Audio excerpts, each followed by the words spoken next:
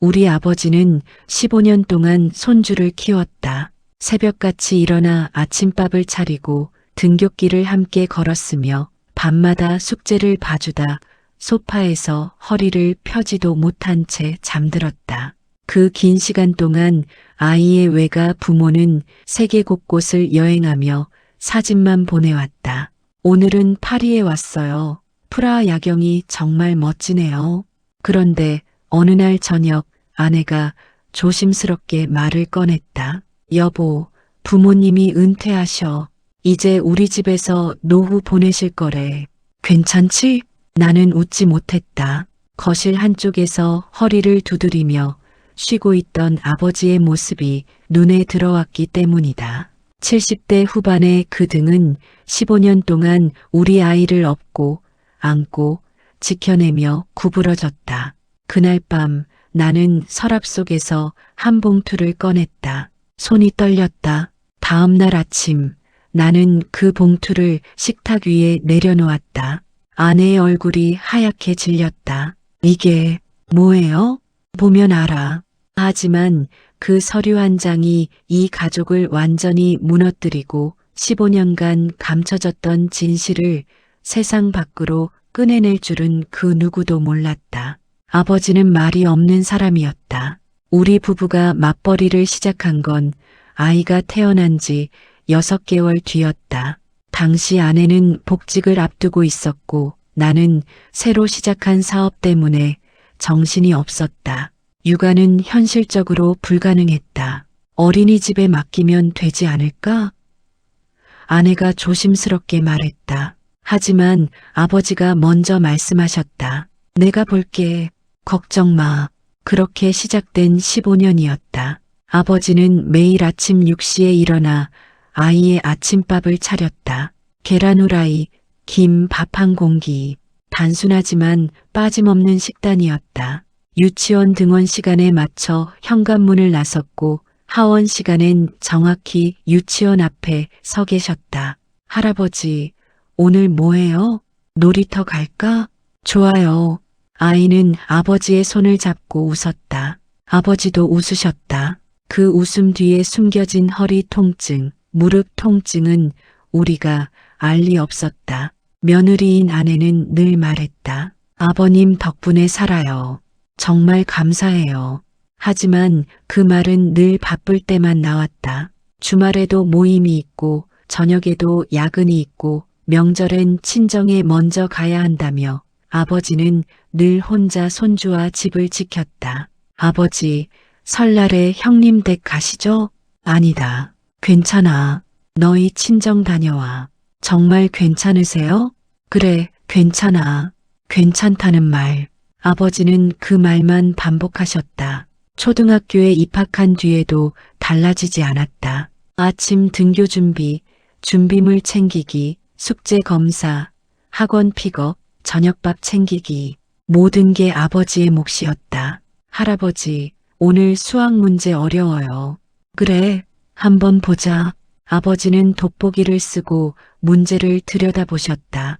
70대의 손으로 연필을 쥐고 아이에게 설명했다.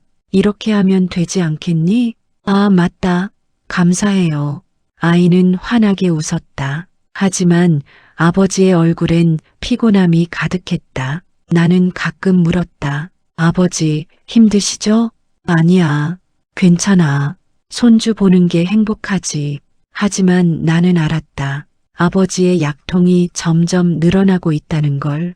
병원 진료 기록이 쌓여가고 있다는 걸. 어느 날 나는 우연히 아버지의 통장을 보게 됐다. 매달 일정 금액이 빠져나가고 있었다. 50만 원, 70만 원, 때로는 100만 원.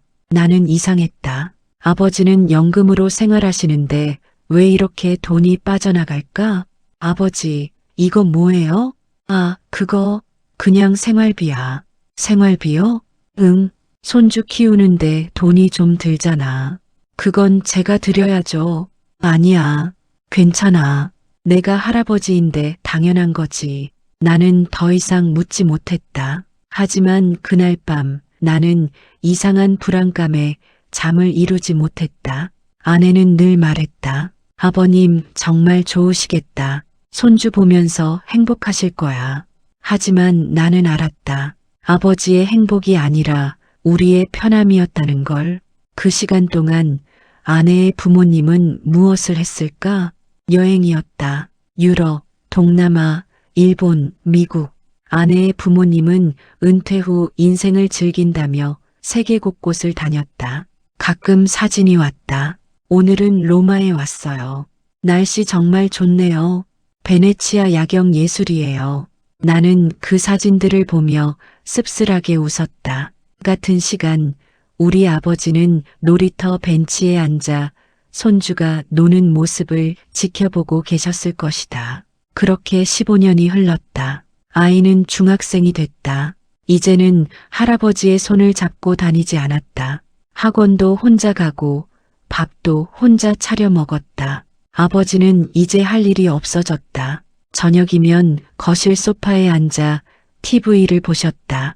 하지만 그 시선은 어딘가 멍했다. 아버지, 괜찮으세요? 응, 괜찮아. 또 그 말이었다. 나는 알았다. 아버지가 외롭다는 걸. 15년 동안 손주를 위해 살았는데 이제는 필요 없는 사람이 된 것 같다는 걸. 그런데 바로 그때였다. 아내가 말했다. 여보, 부모님이 은퇴하셔. 이제 우리 집에서 노후 보내실 거래. 뭐라고? 나는 아내의 말을 제대로 이해하지 못했다. 부모님이 이제 여행도 다 다녀보셨고 편하게 살고 싶으시대. 그래서 우리 집에서 노후 보내시겠다고. 아내는 마치 당연한 일인 것처럼 말했다. 그럼 아버지는? 아버지, 우리 아버지요. 15년 동안 우리 아이 키워주신 아버지. 아내는 잠시 말을 멈췄다. 그러고는 조심스럽게 말했다. 아버님은 계속 여기 계시면 되잖아. 방 하나 더 쓰시면 되고. 방 하나 더? 응. 큰 방은 부모님이 쓰시고 아버님은 작은 방 쓰시면 돼. 괜찮으실 거야. 나는 할 말을 잃었다. 그날 저녁 아버지는 작은 방으로 들어가셨다. 문이 닫히는 소리가 유난히 크게 들렸다. 나는 거실에 홀로 남아 천장을 바라봤다. 아내는 벌써 방에 들어가 장인장모와 전화 통화를 하고 있었다. 네, 큰 방 쓰시면 돼요. 걱정 마세요. 물론이죠. 편하게 지내세요. 웃음소리가 들렸다. 하지만 그 웃음은 이상하게 낯설었다. 다음 날 아내는 집 구조를 바꾸기 시작했다. 큰 방에 침대 새로 사야 해. 부모님이 편하게 주무셔야 하니까. 화장실도 좀 고쳐야겠어. 부모님 연세가 있으시니까. 거실 소파도 바꾸자. 더 편한 걸로. 모든 게 장인장모를 위한 것이었다. 그럼 아버지는요? 아버님? 아버님은 괜찮으실 거야. 원래 그 방 쓰시잖아. 작은 방이요. 햇빛도 안 들고 좁은 방. 그래도 괜찮으실 거야. 아버님은 불평 안 하시잖아. 나는 더 이상 말하지 않았다. 며칠 뒤 장인장모가 집을 보러 왔다. 아, 집이 참 좋네요. 여기서 노후 보내면 정말 편하겠어요. 장모는 큰 방을 보며 환하게 웃었다. 장인은 거실을 둘러보며 고개를 끄덕였다. 사위 고맙네. 우리 딸 잘 만났어. 나는 억지로 웃었다. 그때 아버지가 작은 방에서 나오셨다. 아, 안녕하세요. 장인장모는 가볍게 인사했다. 하지만 그 시선은 아버지를 지나쳐 다시 큰 방으로 향했다. 여기 화장실도 가까워서 좋네요. 침대도 크고요. 아버지는 조용히 다시 작은 방으로 들어가셨다. 저녁 아내의 부모님이 돌아간 뒤 나는 아내에게 물었다. 당신 부모님은 15년 동안 뭐 하셨어요? 뭐, 우리 아이 키울 때 당신 부모님은 뭐 하셨냐고요. 아내는 표정이 굳었다. 여행 다니셨잖아. 알잖아. 맞아요. 여행 다니셨죠. 유럽, 동남아, 일본, 미국. 그 시간 동안 우리 아버지는 손주 키우고 계셨어요. 그건 아버님이 좋아서 하신 거잖아. 좋아서요? 응. 아버님 손주 보는 거 좋아하시잖아. 나는 웃음이 나왔다. 씁쓸한 웃음이었다. 그날 밤 나는 아버지 방문을 두드렸다. 아버지, 들어가도 돼요? 그래. 아버지는 침대에 앉아 계셨다. 손엔 낡은 사진첩이 들려 있었다. 뭐 보세요? 손주 어릴 적 사진. 아버지는 사진을 쓰다듬었다. 유치원 입학식, 초등학교 운동회, 생일 파티, 모든 사진 속에 아버지가 있었다. 아버지, 힘드시죠? 아니야. 솔직하게 말씀해 주세요. 아버지는 한참을 침묵하다가 작게 말씀하셨다. 조금. 그 한마디에 내 가슴이 무너졌다. 다음 날 나는 회사를 일찍 나와 은행에 갔다. 아버지 통장 거래 내역 좀 볼 수 있을까요? 네, 가족관계 증명되시면 가능합니다. 서류를 제출하고 나는 15년치 거래 내역을 받았다. 그리고 그 내역을 보는 순간 나는 숨이 멎었다. 매달 50만 원에서 100만 원씩 빠져나간 돈. 그 돈은 모두 손주를 위한 것이었다. 학원비, 준비물비, 급식비, 교재비, 생일 선물, 옷, 신발, 병원비, 심지어 우리가 몰랐던 지출까지. 아이가 원하는 장난감, 책, 간식. 할아버지, 이거 사주세요. 그래, 사줄게. 아버지는 한 번도 거절하지 않으셨다. 그리고 마지막 페이지에서 나는 메모를 발견했다. 손주 대학 등록금 마이너스 잔액 1200만 원. 아버지는 손주의 미래를 위해 돈을 모으고 계셨다. 자신의 노후 자금을 손주를 위해 쓰고 계셨다. 나는 은행 창구 앞에서 한참을 울었다. 집에 돌아온 나는 아무 말도 하지 않았다. 아내는 여전히 장인 장모가 올 준비에 여념이 없었다. 여보, 이 커튼 어때? 부모님 방에 어울릴 것 같지 않아? 왜? 안 예뻐? 아니, 예뻐요. 나는 기계적으로 대답했다. 그날 밤 나는 서재에 혼자 앉아 있었다. 책상 위엔 아버지의 통장 거래 내역이 펼쳐져 있었다. 15년, 1억 3천만 원. 아버지가 손주를 위해 쓴 돈의 총액이었다. 그 돈은 아버지의 퇴직금과 연금에서 나온 것이었다. 아버지가 평생 모은 돈이었다. 나는 손으로 얼굴을 감쌌다. 왜 말씀 안 하셨어요, 아버지? 아버지는 한 번도 돈 이야기를 꺼내지 않으셨다. 괜찮아. 내가 할아버지인데 당연한 거지. 당연한 게 아니었다. 당연한 게 아니었는데 다음 날 아침 나는 식탁에 앉아 아내를 마주했다. 여보, 할 말이 있어요. 뭔데? 아버지 통장 거래 내역 봤어요. 아내의 손이 멈췄다. 뭐? 15년 동안 아버지가 손주한테 쓴 돈 1억 3천만 원이에요. 뭐라고? 학원비, 준비물, 급식비, 옷, 신발, 병원비 다 아버지 돈이었어요. 아내는 말문이 막혔다. 그럼 우리가 준 생활비는? 생활비는 아버지가 자기 용도로 쓰신 거 거의 없어요. 다 손주 저축했어요. 대학 등록금 모으신다고. 아내의 얼굴이 하얗게 질렸다. 저는 몰랐어요. 나도 몰랐어요. 하지만 이제 알았어요.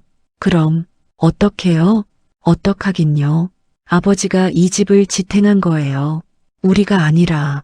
아내는 고개를 숙였다. 나는 계속 말했다. 당신 부모님은 15년 동안 뭐 하셨어요? 여행 다니셨죠? 사진 보냈죠? 하지만 손주 얼굴 본 적 있어요? 생일에 온 적 있어요? 아플 때 병원 데려간 적 있어요? 없어요. 맞아요. 없어요. 단 한 번도. 아내는 눈물을 흘리기 시작했다. 미안해요. 저는 정말 몰랐어요.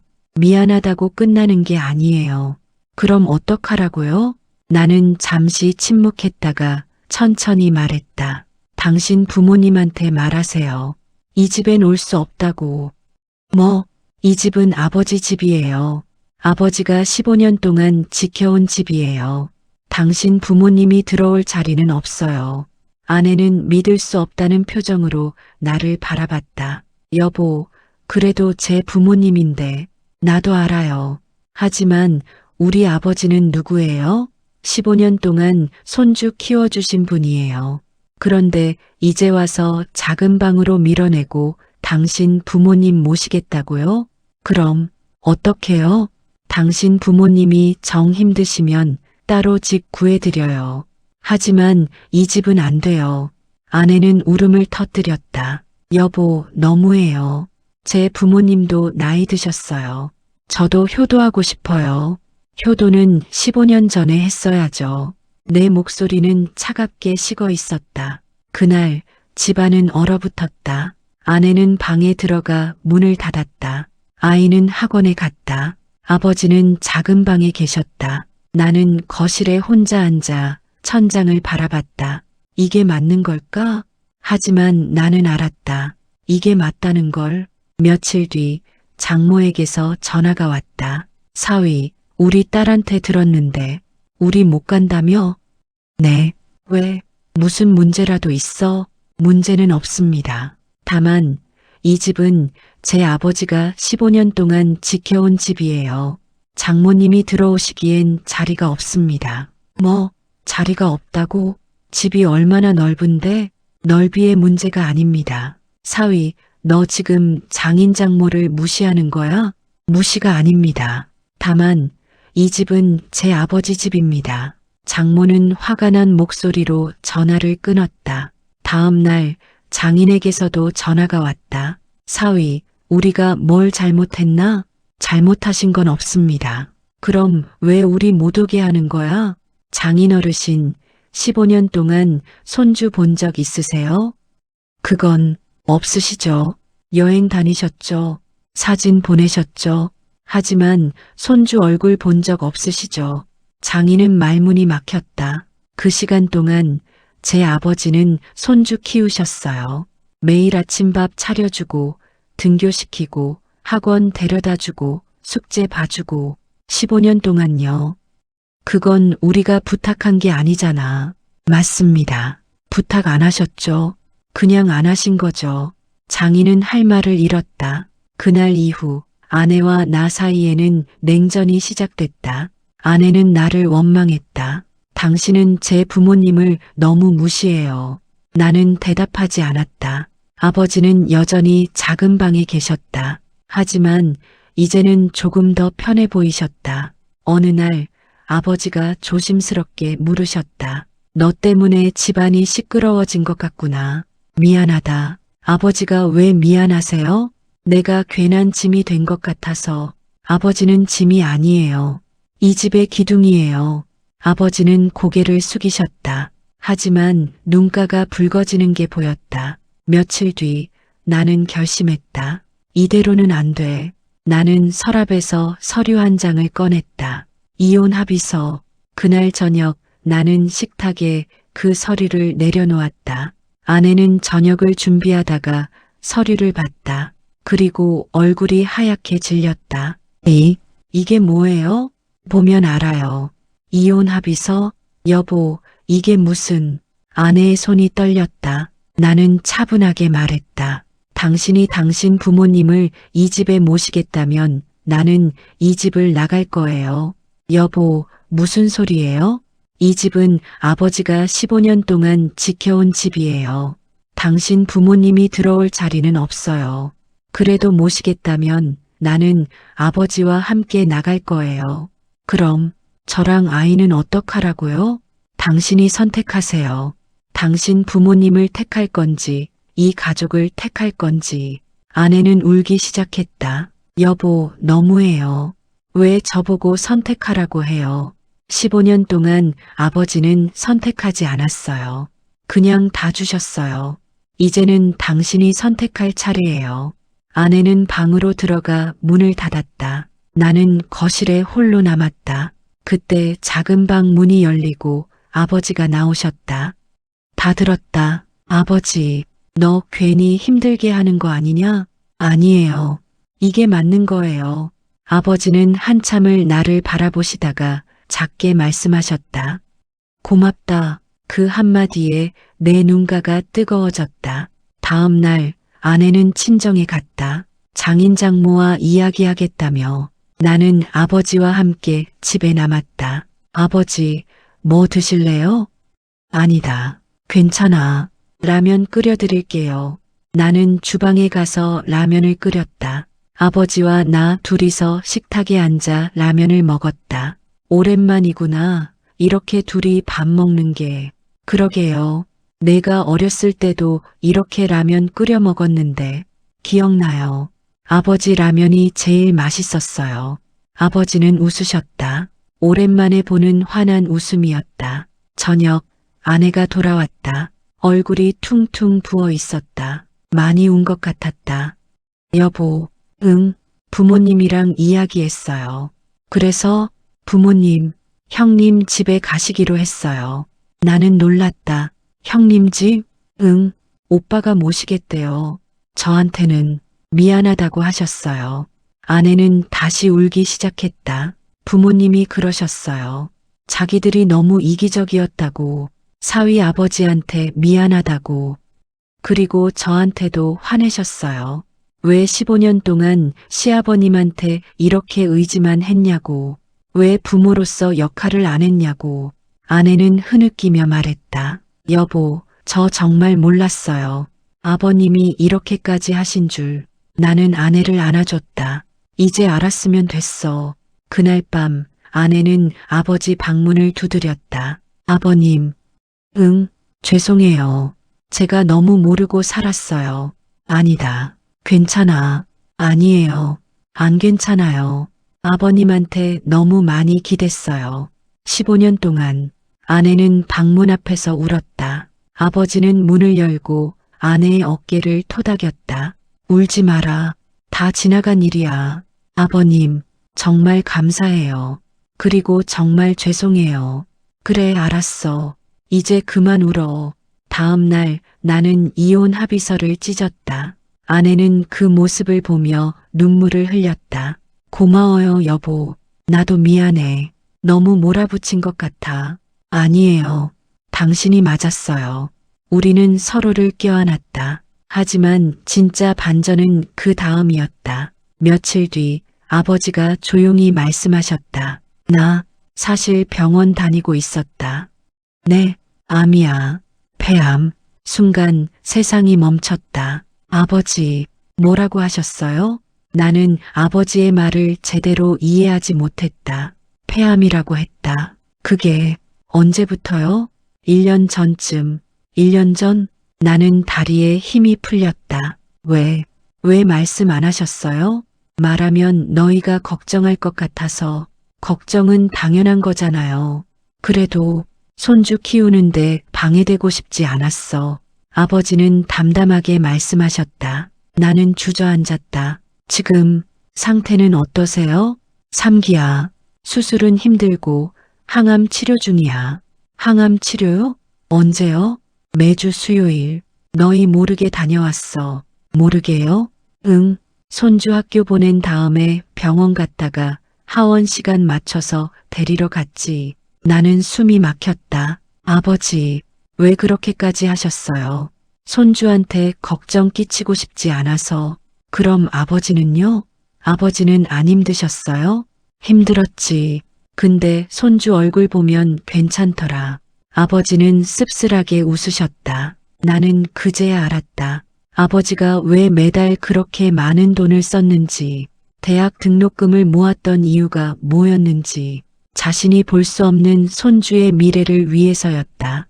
아내에게 이 사실을 말했다. 아내는 그 자리에서 무너졌다. 아버님이, 응, 폐암 3기. 그럼 얼마나? 의사 말로는 2년에서 3년. 아내는 울음을 터뜨렸다. 제가 뭘 한 거예요?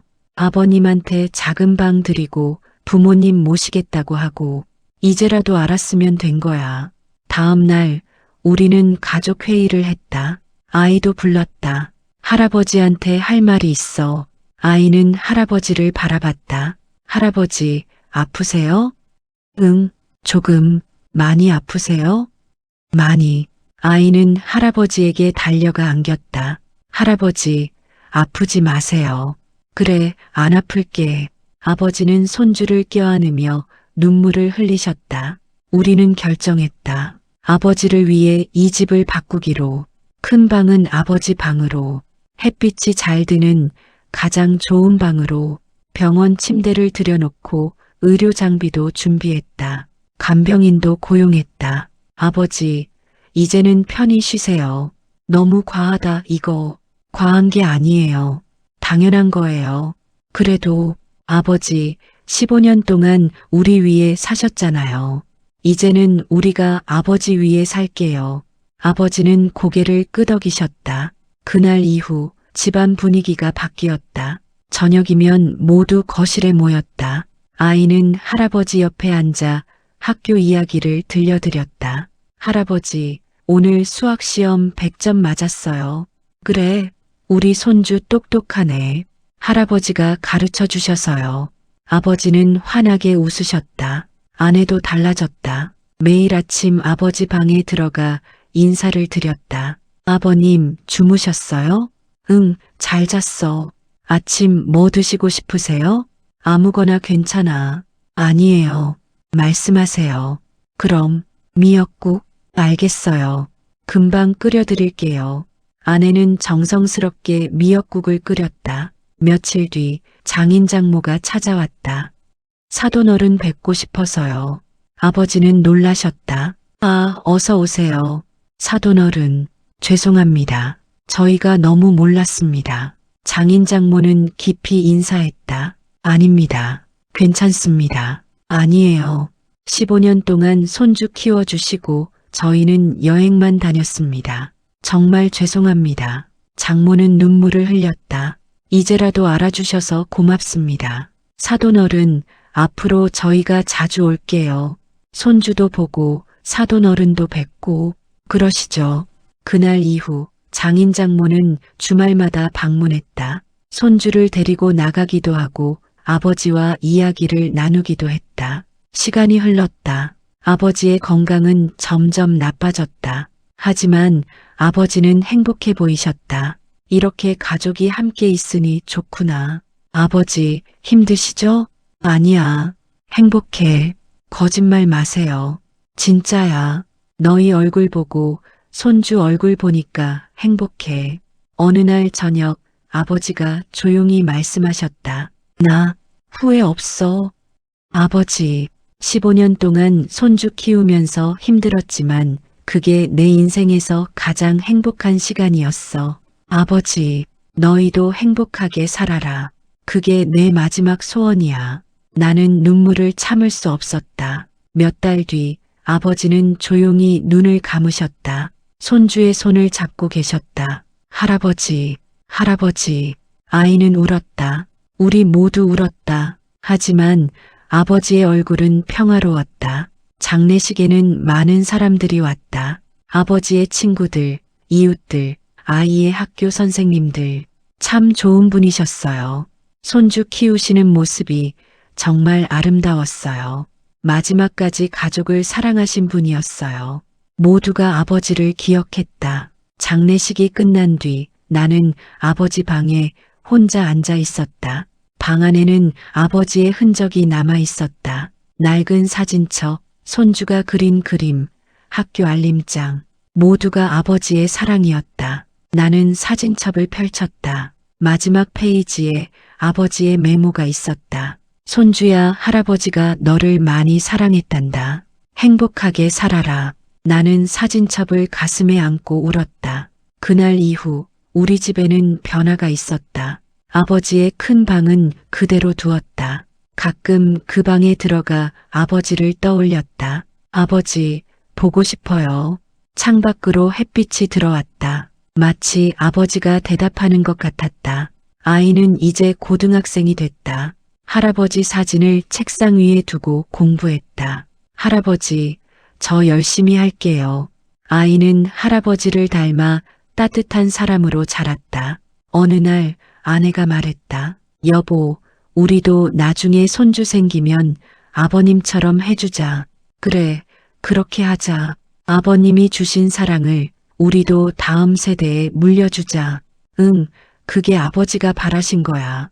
저녁, 우리 가족은 식탁에 둘러앉았다. 아이, 아내, 그리고 나. 식탁 한쪽에는 아버지 사진이 놓여 있었다. 할아버지, 잘 먹겠습니다. 우리는 함께 밥을 먹었다. 웃음소리가 집안을 채웠다. 사랑은 늘 가장 많이 준 사람에게 가장 늦게 돌아온다. 하지만 그 사랑은 결코 사라지지 않는다. 다음 세대로, 그 다음 세대로 영원히 이어진다.